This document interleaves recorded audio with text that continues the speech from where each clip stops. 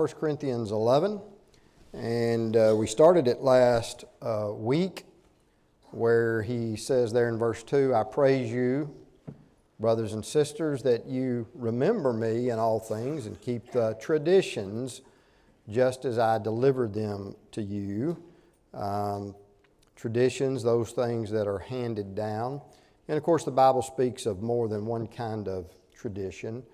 We normally think of tradition in the sense of, family activities and maybe holidays, the way the nation celebrates things. And those are all traditions of men for which there is nothing wrong with those. Those are fairly neutral. I mean, unless your tradition involves some sinful activity.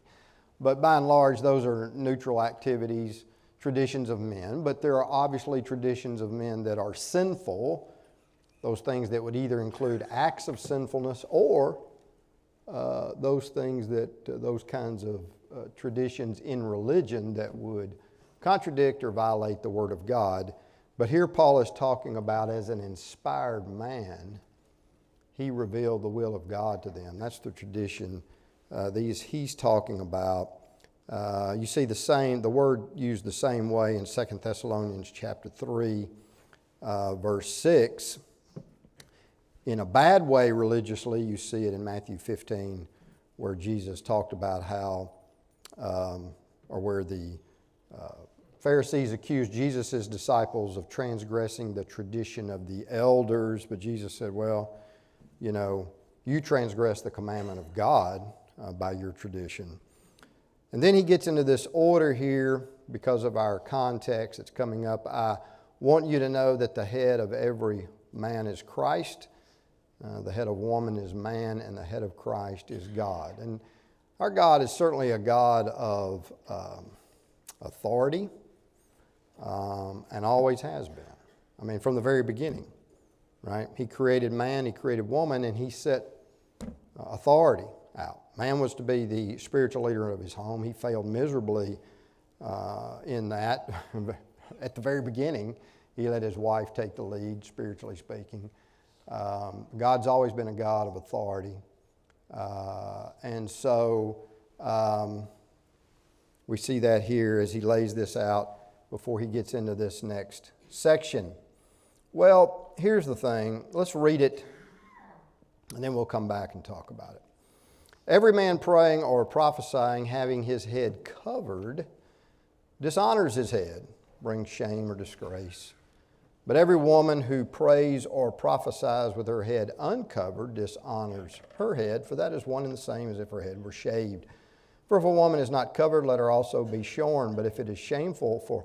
Now notice that conditional phrase there, if it is shameful for a woman to be shorn or shaved, let her be covered. For a man indeed ought not to cover his head, since he is the image and glory of God. But woman is the glory of man, for man is not from woman, but woman from man. Nor was man created for the woman, but woman for the man. For this reason the woman ought to have, my Bible says, a symbol of authority on her head because of the angels. And this is where a lot of people get sideways. But you'll notice that depending on what version you use, some use italics for words that have been inserted by the translators, others do not. Those who do not, that can be very deceiving as to what the original language said.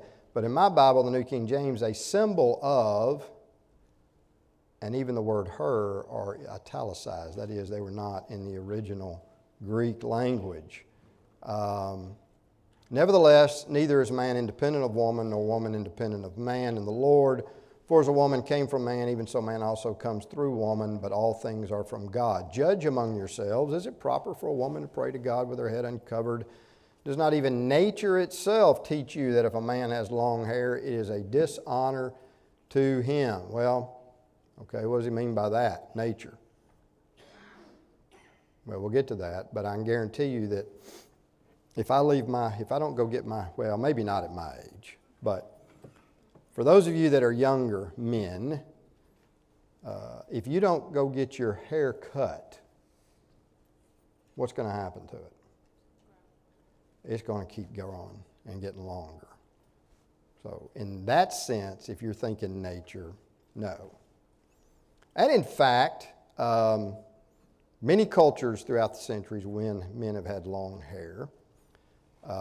And in fact, in our culture today, it's become more popular. I was watching a baseball game yesterday, and how many of these guys have braids. But here's the thing, I can still tell they're men, even though their hair is like that. And that's maybe a key principle we need to talk about. It's kind of always funny to me when I was younger, and I know this came out of the 50s and that generation. Men would, a guy come in with his hair a little down his neck. Well, you look like a girl. Well, no, he didn't look like a girl. I could tell he was a guy. They didn't like long hair. So I wonder what all these conservative guys would think about our founding fathers in the 1700s that wore ponytails and tied them up in the back during the Revolutionary War. I've always thought about that. Is the style of the day. But at any rate, we'll get back to that. But if a woman has long hair, it is a glory to her, for her hair is given to her for a covering. But if anyone seems to be contentious, we have no such custom, nor do the churches of God. Well, as we start out, we've got to remember that again, until you get to about verse 17 of this chapter, we've been in a context since chapter 8 discussing what in particular? What have we been discussing as it pertains to various subjects? What's been the overall theme beginning in about chapter 8? Christian what? Liberty. Christian liberty. That is the right, the liberty, the power I have to do certain things or not do certain things depending upon the circumstances. And he started it out by talking about what? Christian liberty. What was our first major topic? Yeah, eating those meats sacrificed to idols. We know that idols aren't anything. And so it's not a big deal to eat a meat that's been sacrificed to idol. You have the power, you have the authority, you have the liberty to do that, but you may not need to exercise that right, that authority, that liberty in some situations. And in particular, the situation that would do what? What situation would cause what?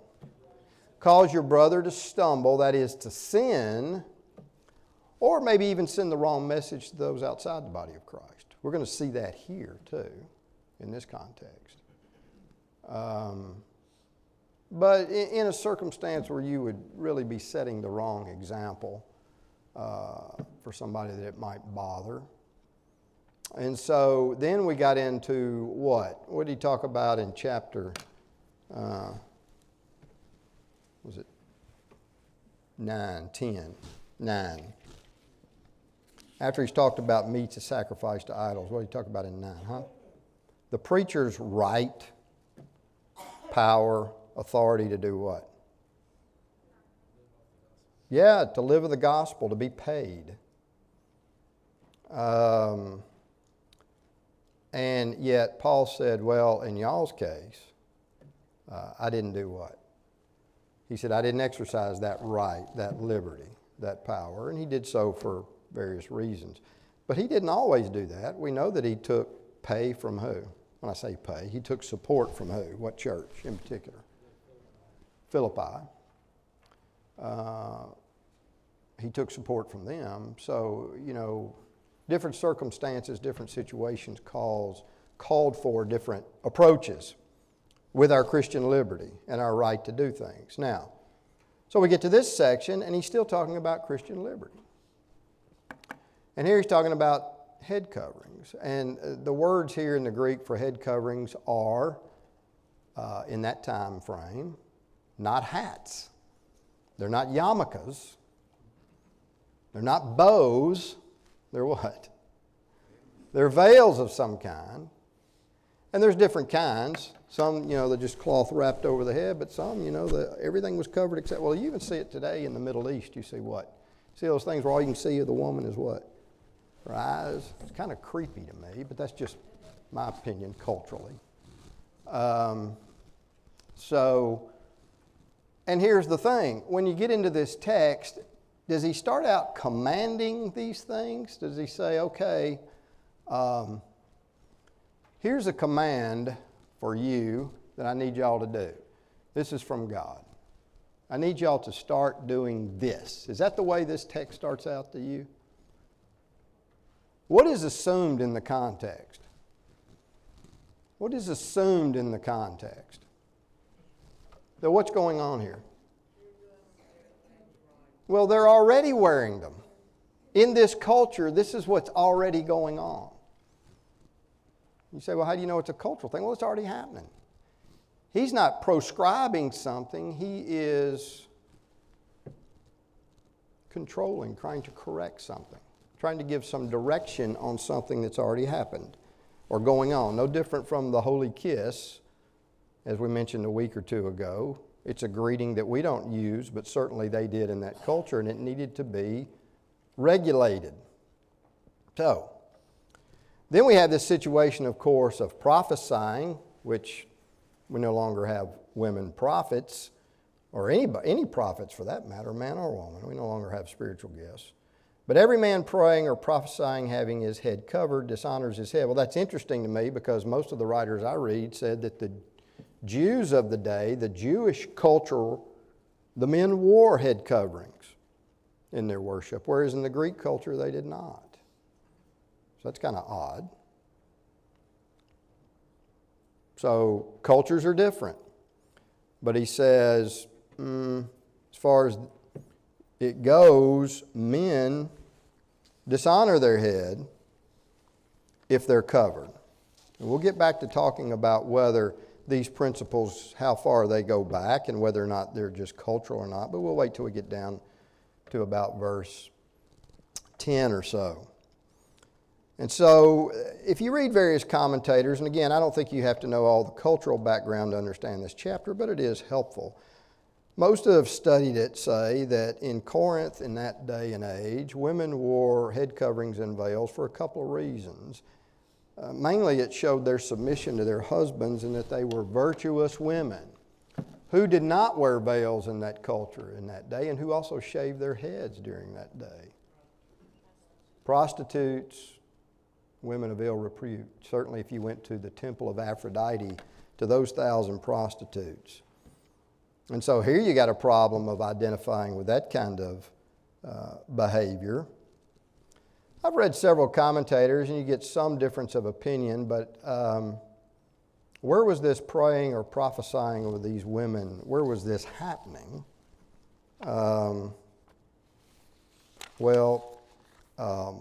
Some have suggested that this was happening in just the regular worship assembly. I find that hard to believe.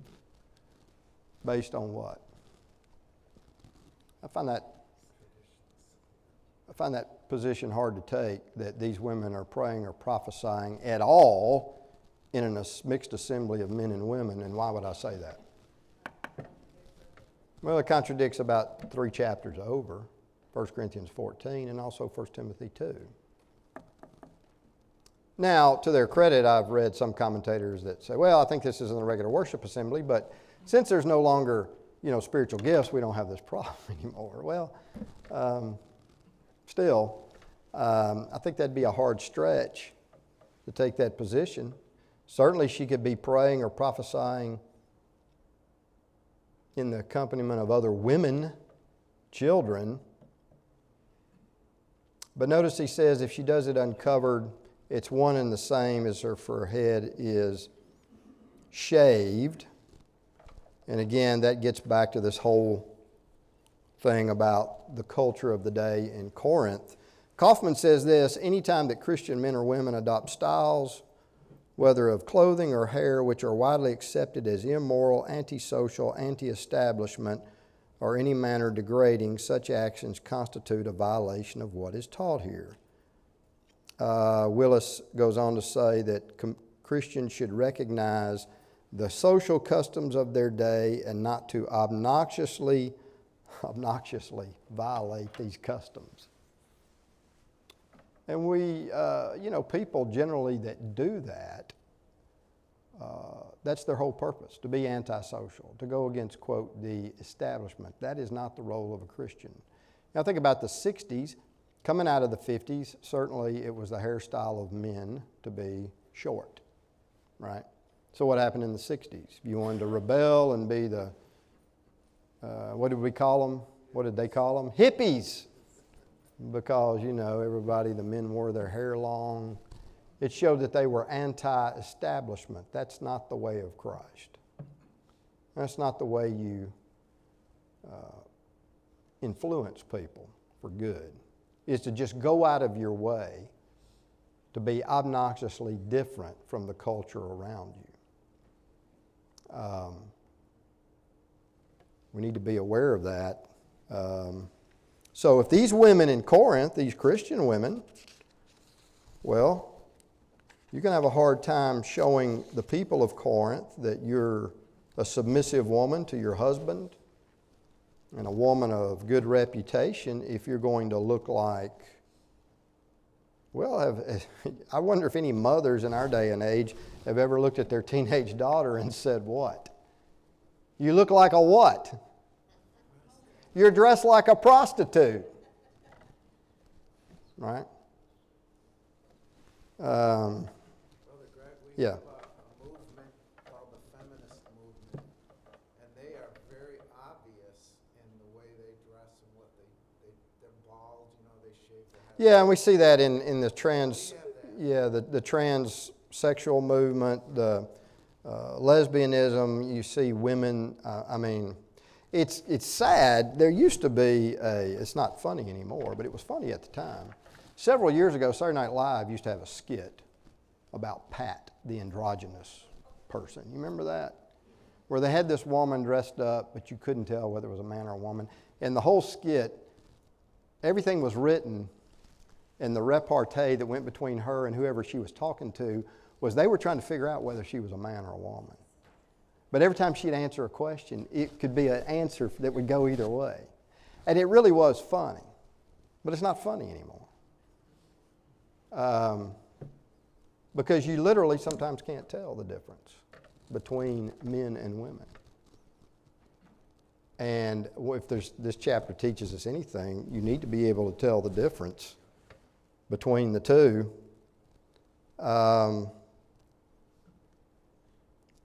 For if a woman is not covered, let her also be shorn.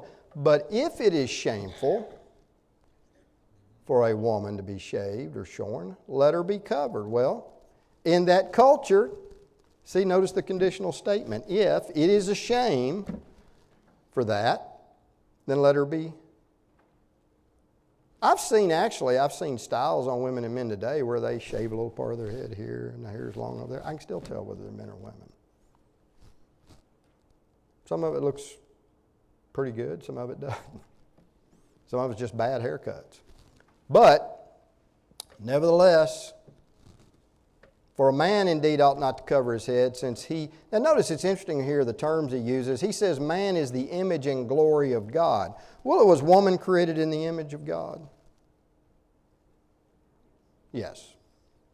Genesis 1:26, right? Let us make man in our image. Well, when he said man there, he meant both sexes. But he doesn't mention that for the woman here. He says man is in the image and glory of God, but woman is the glory of man. Well, you go back to the creation account, it is clear that women were created for men. For man is not from woman, but woman from man. Nor was man created for the woman, but woman for the man. I like what one commentator, he said, if there hadn't been any men created, there wouldn't be any women either. All right? So, she was made second. And we see that in some other places as well. 1 Timothy 2. Adam was first formed, then Eve, right? But, skip down to verse 11 and we'll come back. They are independent. They are dependent upon one another. They do complement one another. Nevertheless, neither is man independent of woman, nor woman independent of man in the Lord. For as woman came from man, well, guess what? The first woman did come from man. What's been happening ever since? Man coming from the woman, right? So they are codependent upon one another. She was created to complement him, and it shows her role in the scheme of things. But let's go back to the verse above, because this is the one that everybody gets all bent out of shape about. For this reason, what reason? Man was created for the woman, woman for the man. For this reason, the woman ought to have. Somebody read the King James Version. Anybody's got the old 1611 King James Version?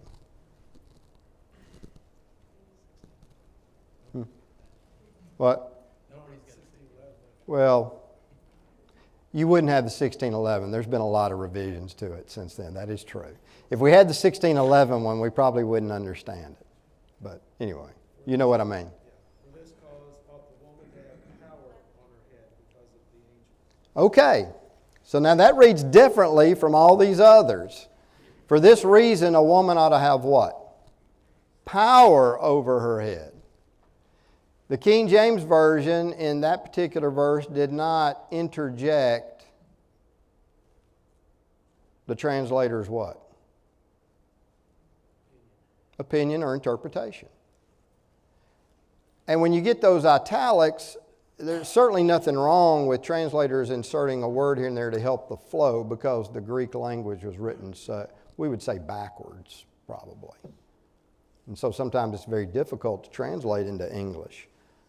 But the King James did not do that here. See, every other translation that you read, probably whether it's the American Standard, the New American Standard, the English Standard, the New King James, they all say something like this. For this reason, the woman ought to have a symbol of or a sign of authority on her head, although those words are not in the text. So now everybody runs around saying, well, I've got to wear a veil or a hat or something because I've got to have what on my head? I got to have a sign or a symbol of whose authority? And then they assume from that what? I've got to have this sign or symbol of the man's authority over me, and so I've got to wear this, whatever it is. That's not what the verse says in the Greek. It says, for this reason the woman ought to have power over her head. The woman ought to have authority over her head. The woman ought to have, the same word is used in chapters 8 and 9, the woman ought to have liberty, right, over her head. It's funny to me, people make a big deal about this, and yet the principle of man being the head of woman, as we read in this section or in 1 Timothy 2 or wherever you want to read it, it all goes back where? All goes back to what? 1 Timothy 2, what did it just say? Creation. Man, then woman, that concept goes back to creation. Now, what about this woman wearing this, quote, supposed symbol or sign of authority on her head? Can anybody in here prove that goes back to the patriarchal age? Find me a verse in the patriarchal dispensation before the law of Moses that talks about women having to wear something on their head to show this. No. Find me something in the Mosaic dispensation that says women have to wear these things. You won't find it. In fact, what you will find, what? My Bible references Numbers 5:18, so I did read it. Yeah. And it just says, then the priest shall stand the woman before the Lord, uncover the woman's head, and put the offering for remembering in her hands, which is the grain offering of jealousy, and the priest shall have his hand in the bitter water that brings a curse. Okay. But that's The only reference is him uncovering her head. So no command, no nothing. But I do have commands for women, men to wear hats, do I not? The priest, right? Who wore a hat? What did the high priest wear? What did he wear? The mitre in King James Version, more modern versions would say what? Turban. So the high priest wore a turban, and then his sons, the other priest, wore what? Some kind of hat. King James says caps. I always think of baseball caps. You know, the priests are wearing baseball caps, but they're not. They're not wearing baseball caps. But they're wearing hats, the priests. So it's interesting to me that the priests, the Old Testament, the Mosaic priests, who, by the way, are types of who? All those priests wearing caps are types of who? Christians. But they're men, and they're wearing caps, hats. But we get over here in the New Testament, and Paul says what? Men, don't wear hats. So, this is not a concept that goes back to the beginning for some reason. In the context, these things are tied together between the man and the woman, but they don't go back to creation.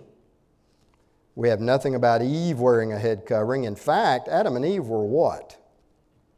They didn't have a stitch of clothing on. I don't think they were wearing hats. That would have looked a little odd.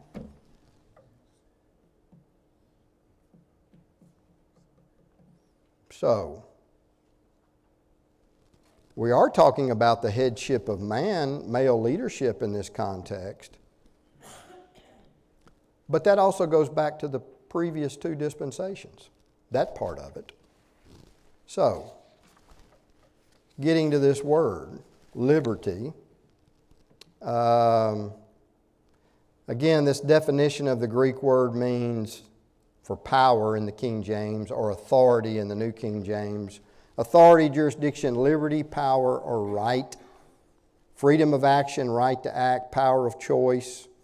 These are all from various well-known Greek lexicons.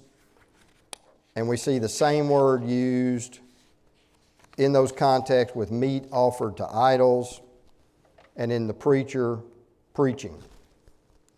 Right? What verses did we see that in? Anybody recall? Go back to chapter 8. Look at verse 9. He's talking about meat sacrificed to idols. But beware lest somehow this what? So here my Bible translates it, the translators translate it, liberty of yours becoming a stumbling block to those who are weak. What's my liberty? That I can eat these meats. I'm free to eat these meats. And yet over in this section in chapter 11, they translated the same Greek word, authority. All right, go over to chapter 9. Look at verse 5. Do we have no what? Right? Same word. To take along a believing wife? Or is only Barnabas and I who have no what? Right to refrain from working? Same word used there in chapter 9. Look at verse 12. If others are partakers of this what? Right over you? Well, what right's he talking about?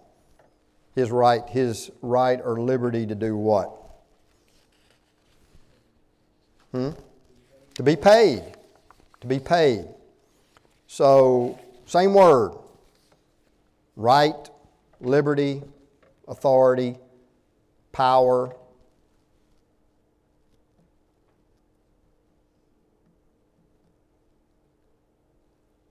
Hair is not the primary consideration here. It's just, again, another example that we have to pay attention to cultural norms and expectations when it comes to these things. But in the end, she has the right, authority, power, liberty over her own head. But she needs to take into consideration the cultural norms of her day. just like we were talking about the meats and just like we were talking about preachers being paid.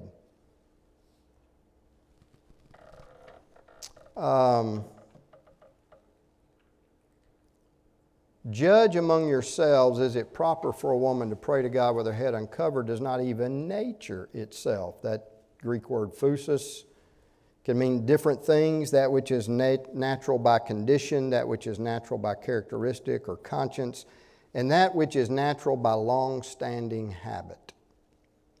So again, we start talking about men's hair.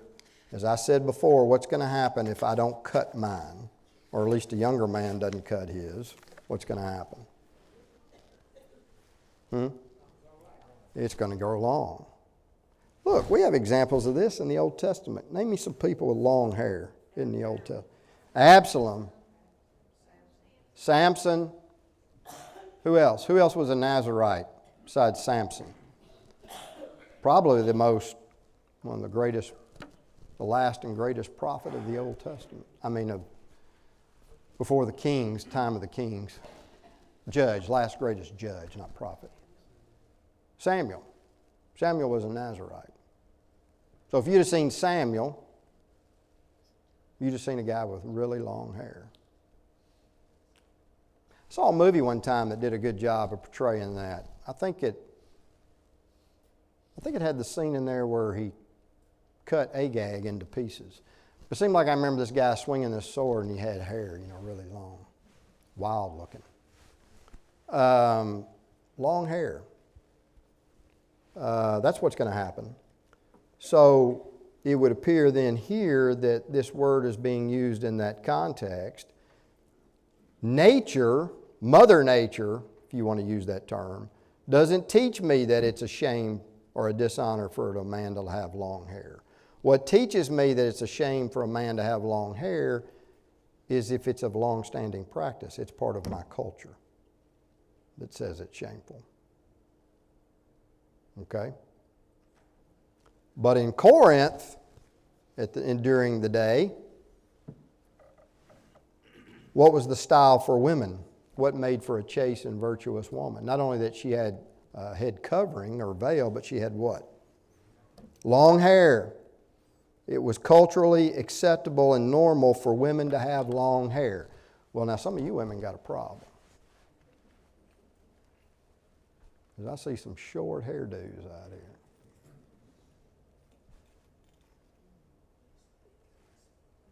You don't have a problem. They look nice. But our culture says that women can have short hairstyles, and that's acceptable and the cultural norm. But again, there's not a woman in here, no matter how long your hair is, that I can't tell what? That you're a woman. I need to be able to tell that.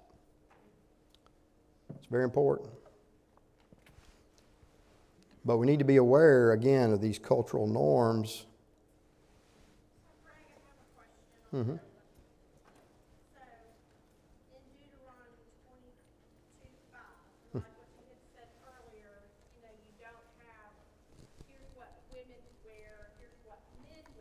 There is this Deuteronomy 25, a woman shall not wear anything that pertains to a man, nor shall a man put on a woman's garment, for all who do or an abomination to the Lord your God.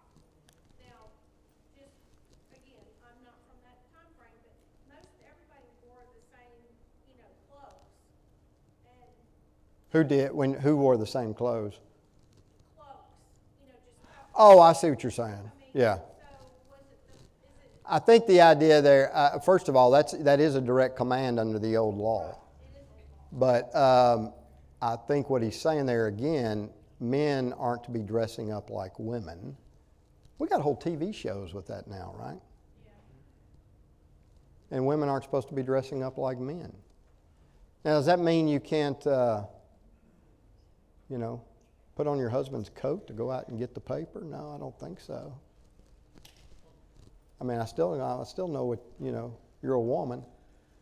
But again, I need to be, and again, that's a command under the old law, but even here, men need to be men and women need to be women. We need to be able to tell in whatever culture we live in who's who and what's what.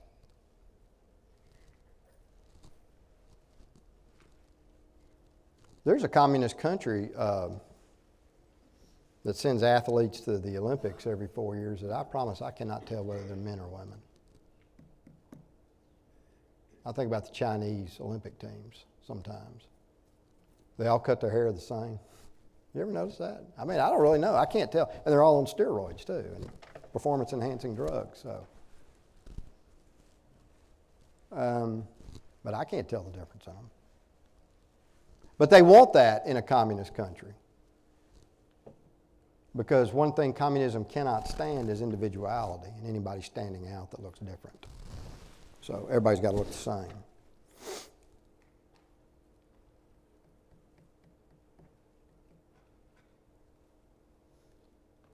But if anyone seems to be contentious, we have no such custom, nor do the churches of God. What does it mean to be contentious?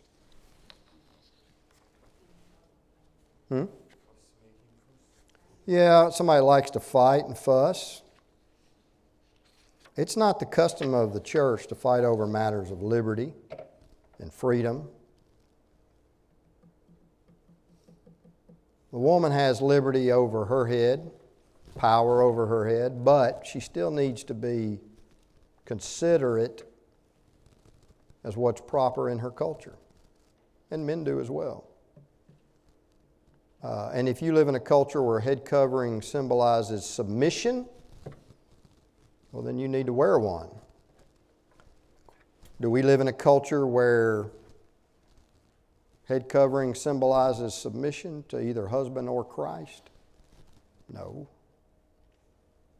And here's the weird thing, too. Generally speaking, when you run into people... Now, look, when I say you have liberty not to wear something on your head, women, you also have power or authority or liberty to do what?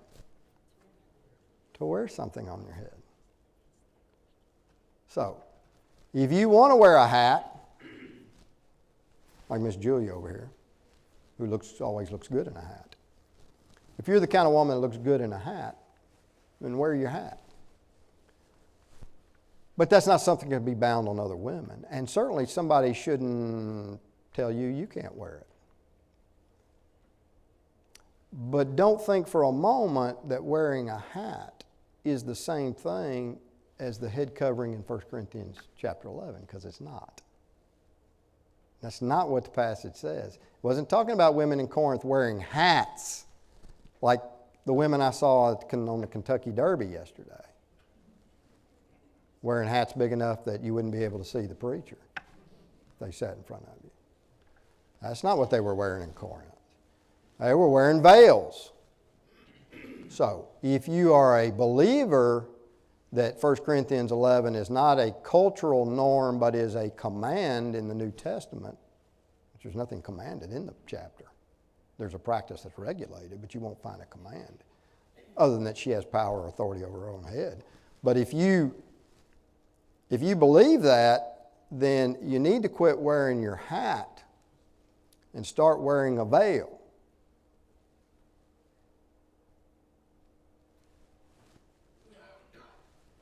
Yeah. I think we get lost in this part of the text, thinking the issue is wearing a veil. And today we say, oh yeah, that's just a veil thing, we understand it. And we miss the context. It's not about that. It's about a position of a man and a woman today in our culture has not changed from a culture 2,000 years ago and a culture 1,000 years from now.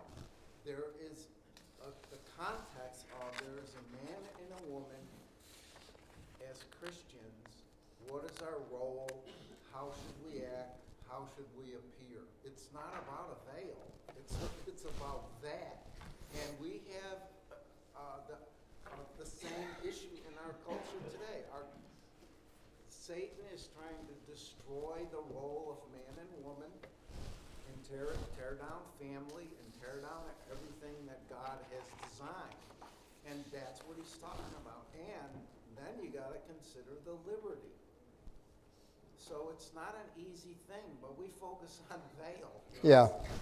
No, you're right. I mean, the eternal principles involved are women, wives are still to be submission to their husbands, and men are still supposed to be men and take spiritual headship, and women are still supposed to be women.